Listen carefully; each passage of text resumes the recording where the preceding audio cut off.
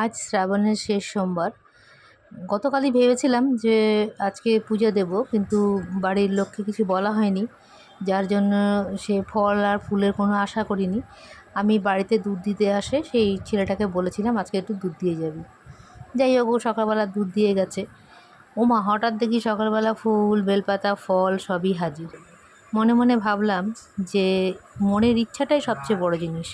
আমার মনের ইচ্ছাটা হয়েছিল অথচ প্রকাশ করিনি। জানি না নিজে নিজেই কীভাবে সব চলে আসলো, বাড়ির লোক এনে দিল, ফুল, বেলপাতা, ফল, মিষ্টি সবই এনে দিয়েছে। যাই হোক, মনটা যখন চাইছিল হয়ে গেল। অ্যাকচুয়ালি আমি ভিডিওটা ভালো মতো করতে পারি না, কারণ কি এক হাতে ফোন ধরা থাকে আর এক হাতে পুজো, এটা অসুবিধাই হয়। তো যাই হোক, যেটুকু যা করলাম আর কি, একটু শিবের মাথায় জল দিয়ে 5 রকমের টুকরো টুকরো করে ফল কেটে দিয়ে আর একটু ফুল বেলপাতা দিয়ে পুজোটা করলাম। আবার জল দিতে দেখে বুবু আবার বলল, মানে আমার ছেলে বলল যে মা আমার জন্য একটু দুধ গঙ্গা জল রেখো, আমিও শিবের মাথায় ঢালবো।